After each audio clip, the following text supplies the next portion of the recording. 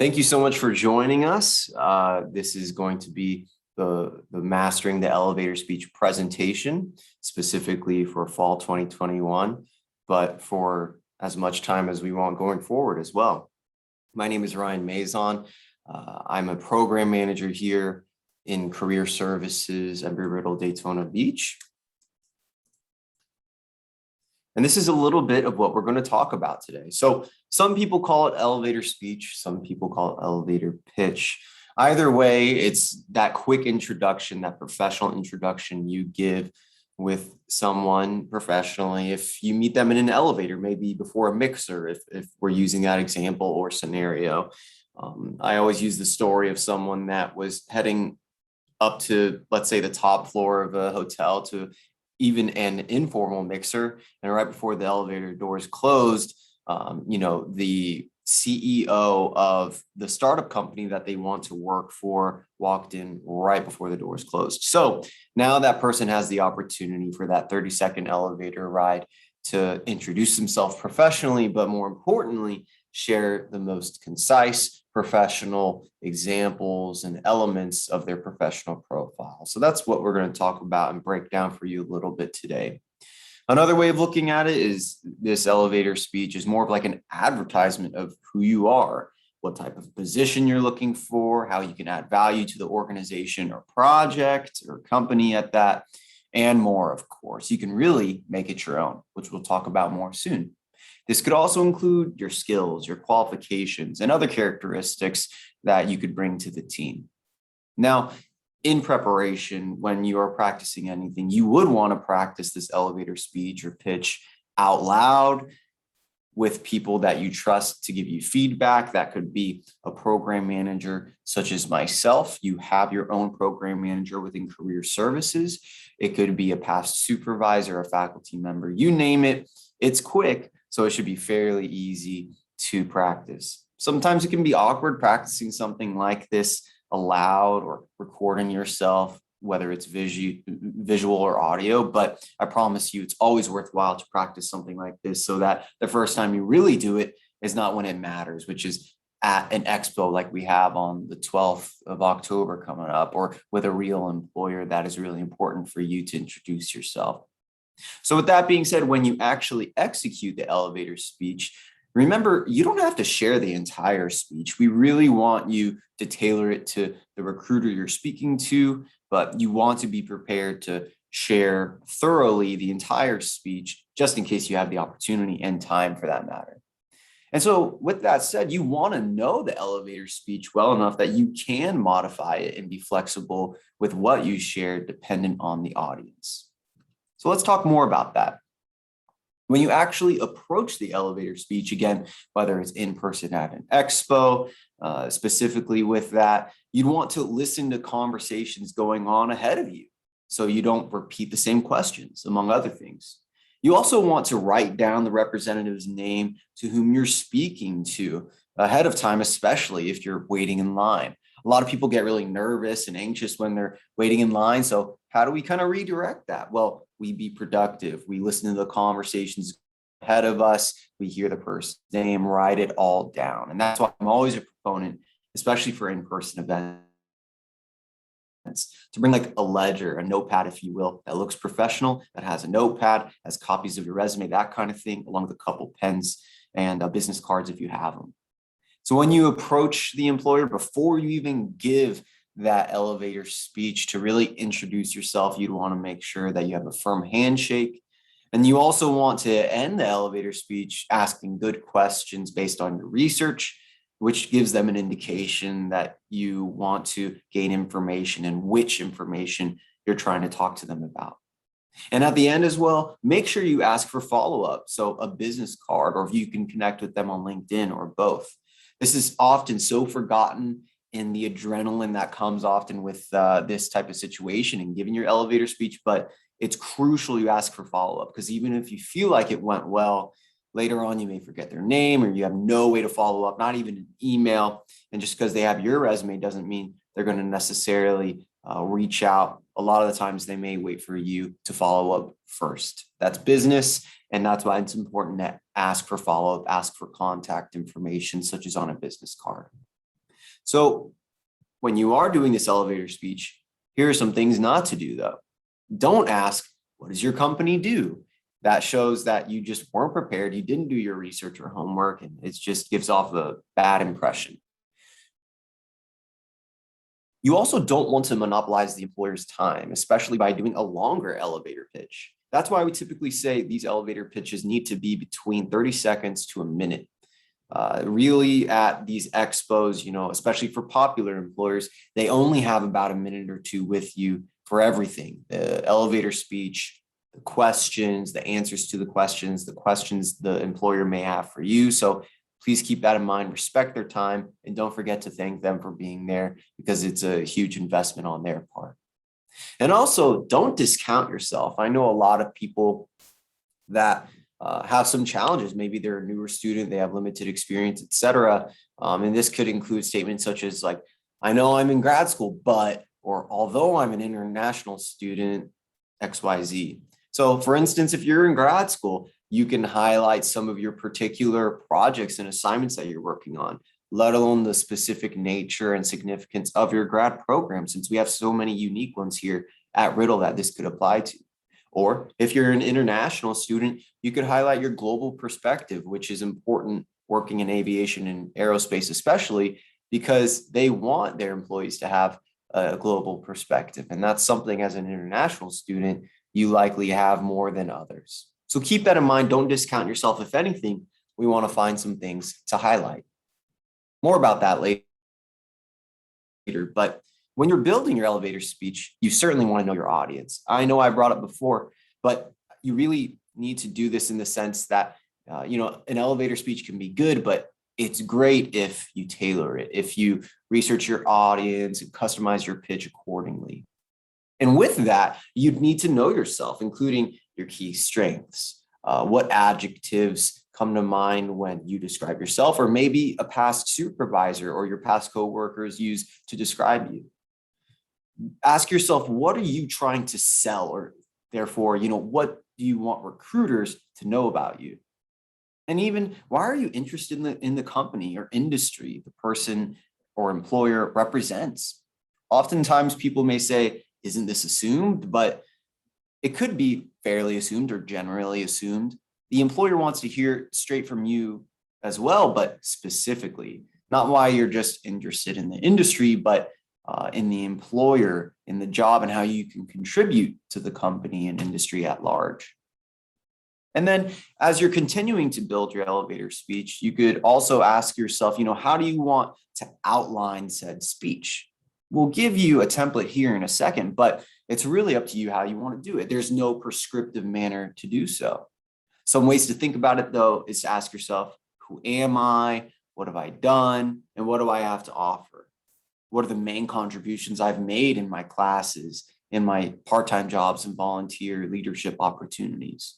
Also, what makes me different from the competition? I encourage everyone in interviewing, but especially to start with elevator speeches, you should be highlighting and sharing things that make you unique. And that's what this question offers. And with all that said, anyone could say all day, I'm a team player, I'm a leader, but you do need to share an example, a story that's applicable of the accomplishments that you state. And as you finalize your elevator speech, you want to write it out. I think that's an important first step, actually. And again, please practice it out loud. I encourage people to practice in front of the mirror, practice with people, record yourself visually with audio. Everyone has access in Riddle to different technology that allows you to do so. So there's, no excuse not to practice and record yourself. But again, I get that it's awkward sometimes. I encourage you to do it. It's always worth it. I've been there. I've done it. Once I overcame my anxiousness and my awkwardness of even seeing myself or hearing myself, I realized that it's extremely constructive. So please do that. And finally, as you finalize the elevator speech, remember, again, be flexible with what you end up sharing. I've heard stories of employers cutting students off in the middle of their elevator speech, saying, whoa, I really want to hear more about that. That project sounds amazing. Can you tell me more? Be flexible and therefore be ready to share a little bit more about certain aspects of the elevator speech. Since they're highlights, maybe the employer will just choose one or two, even at the end of your elevator speech, to learn more about. So be ready for that. Now, I brought up earlier, some people get worried when they don't have a lot of experience. Maybe they're in their first year of college, or they don't have full-time relevant experience, whatever it may be. That question gets brought up a lot. So I made a little bit of a breakdown of different examples, different categories of examples that you can highlight in your elevator speech. So especially if you don't have full-time relevant work, you can bring up unpaid work, such as volunteer experience.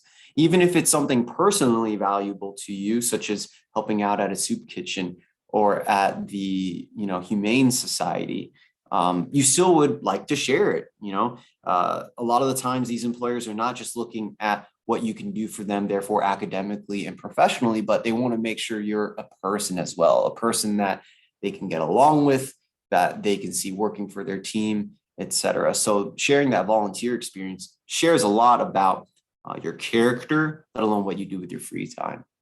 And part-time jobs totally count. We tell people to, not only highlight this, but talk about why you took a part-time job. The simple fact of a lot of people saying, I had to, pay some extra bills, so I got a part-time job on top of being a full-time student. Think about how that sounds to an employer and what it says about you as a young professional that's aspiring and working hard to meet their goals. So again, even if it's not relevant, you'd still want to share it. Now, that title might be irrelevant. However, think about your skills that you use, whether it's for the part-time jobs or the volunteer experience. But definitely in general, those skills that you highlight are going to be what is relevant and applicable to the employer, as opposed to just the title or the company's name. And then you could even highlight research if we're talking about academic things and things that you do, activities that you do within college. Research is included. If you've done any research, even if it's simply write a research paper, maybe talk about that subject, what you learned from it, and how it would apply to the role. On top of that, with academics, you could share about relevant courses and projects, as I mentioned with the grad program. But even in undergrad, maybe you're in a very unique major that the employer may not know a lot about. That's when you certainly need to share relevant courses and/or projects and what comprised them. And finally, one area that you can highlight is certainly awards, especially the awards that you rack up in college academically, let alone scholarships from the outside, from an outside entity, or even simple leadership awards or extracurricular things that you do that maybe you get superlatives of. You can share all that as long as you can explain more about how it's relevant and pertinent to the role. So this is probably the favorite slide of a lot of people. This is going to be that elevator speech template or script, if you will. Definitely take a minute to take a look at that. But again, this is not exactly how it needs to sound. If anything, we encourage you to just start with it as a guide, but we encourage you to make it your own and make it different at that. With that being said, too, you'll see at the end there that you want to end with a question, an action point, as some people call it. And I give you a couple examples there. So take a minute, take a look, and then we'll go from there.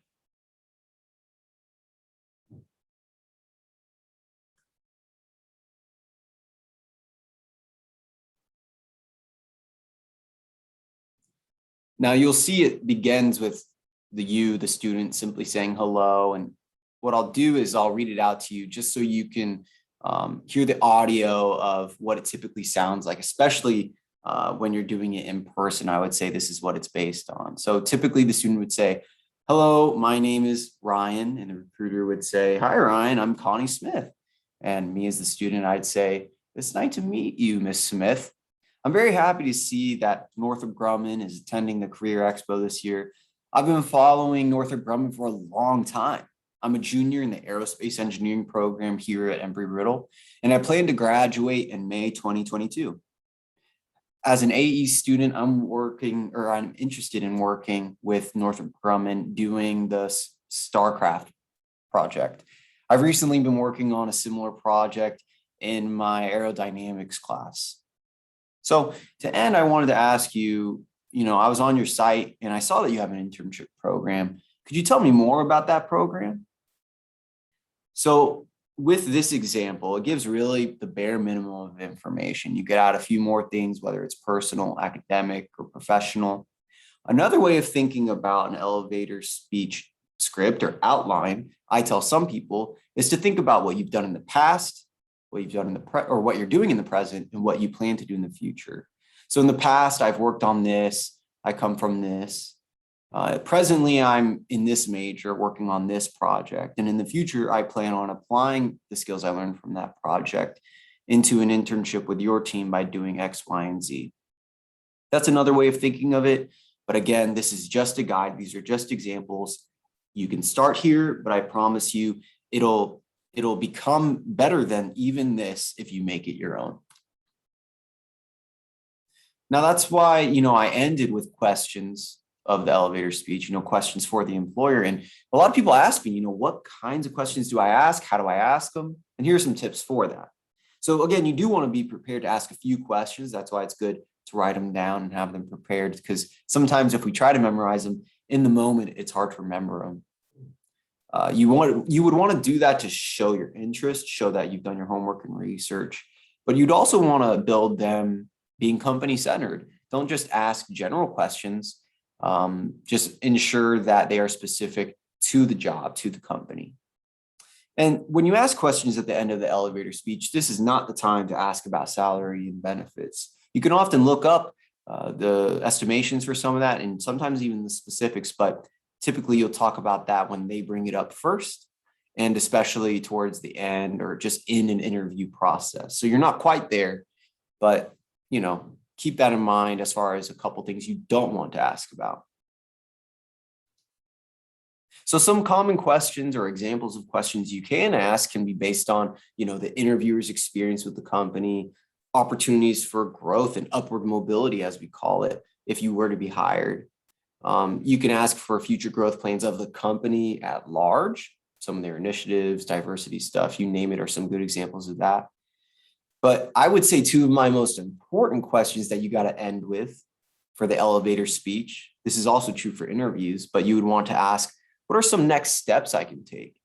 And I mentioned this earlier, but that very last thing before you walk away is, can I have your business card or your LinkedIn information to follow up?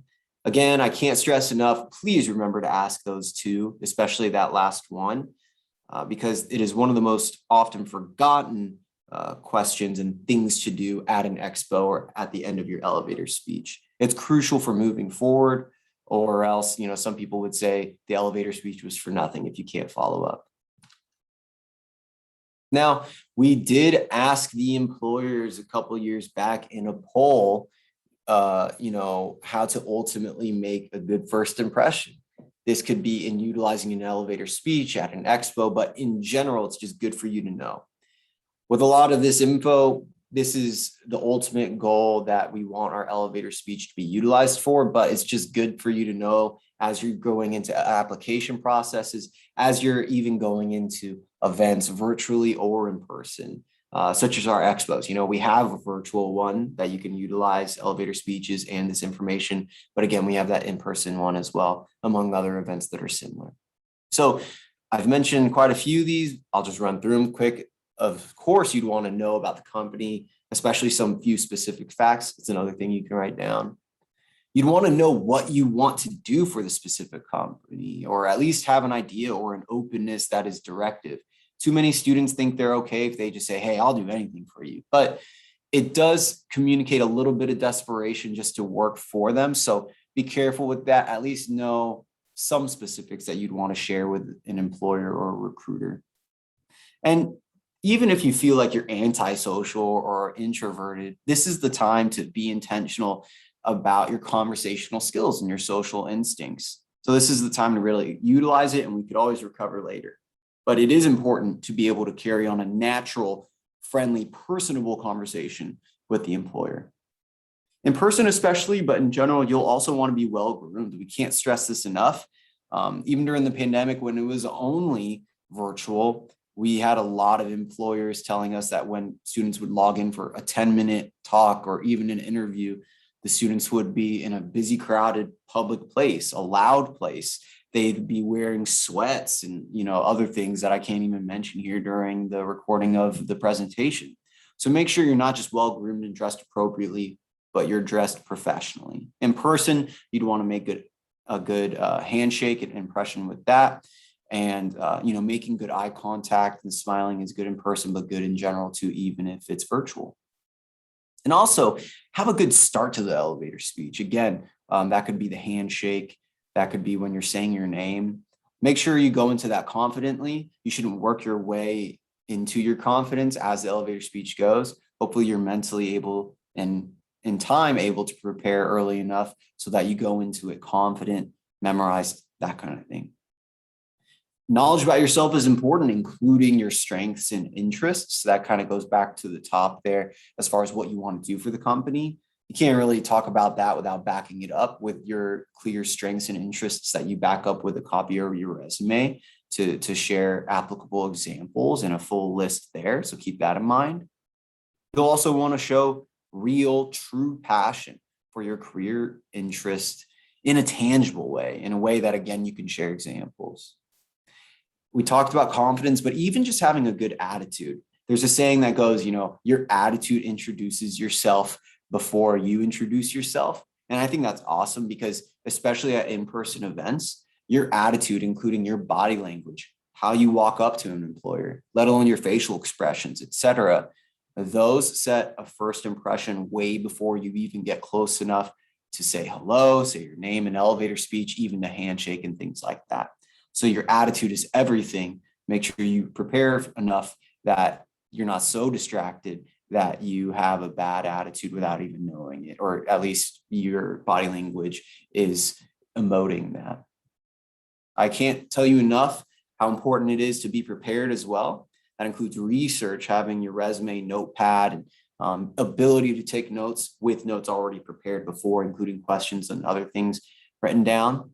And finally, strong academics is huge to employers. I'm not saying everyone has to have a 4.0 GPA. If anything, we've heard employers be more flexible about GPA, but you have to understand your academics. You have to be high performing in your academics because to employers, that should be your priority at this time. I keep bringing up the expos here. You can see that we have a few coming up just in October. So that first one on the 6th is the virtual one. And then on the 12th, just 6 days later, Tuesday, October 12th, is our big in-person industry career expo, both of which you can practice your elevator speech and prepare for that, along with all the other events we have leading up to it and a little bit after that, those events, to even prepare for interviews and stuff down the line. Because at the end of the day, we have these career expos to be able to connect you to employers so that you can get an interview. It's a big networking event, among other things, so make sure you attend these and take advantage, including that virtual graduate school career fair. Even if you're just thinking about doing grad school and you're not committed yet, that's a good way to test the waters, if you will. And then if you want to practice more of this stuff, whether it's elevator speech, interviewing, or anything else, feel free to make an appointment in Handshake. And if you haven't been to Handshake yet, you would get to it and access it through Ernie. You could see a little bit of the steps there, but hopefully you're already on Handshake and you're exploring the many options that career management system has for you for free as a student, let alone when you become an alumni. And there is an Eagle Elevate program based on competencies that NACE, the National Association of Colleges and Employers, has started. We have one here in-house at Riddle to really work on these competencies, which are really the soft skills that some people refer to them as, that employers are looking for in our generation of young professionals.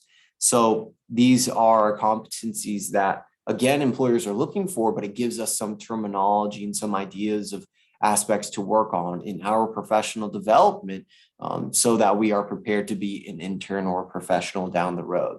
So check that out and contact Erin in our office with her information there on the bottom right if you want to learn more. And finally, please stay connected with us, whether it's about events such as this one, events coming up that are bigger, but anything regarding our services, we update and want to hear from you via our social media platforms, especially big ones like Instagram, LinkedIn, and that kind of thing, please check those out. For instance, we're going to post some videos and maybe even including this one on YouTube. So our YouTube channel is getting constantly updated with different events that maybe you weren't able to attend, or maybe you want to rewatch this one to have me go over again something that you didn't understand at first. That's totally okay. But that's why we have all this information on social media. And let's say this event or another one is rescheduled, or it's in a different room or anything like that. We post ASAP on social media platforms such as Instagram, etc., to update y'all on that. So it's so important to stay connected with us, to check our emails, all that good stuff. And there's no reason not to be connected with us. So check those out and please tell your friends. That is it. Please let me know if you have questions. Feel free to put them in the chat or just shout them out.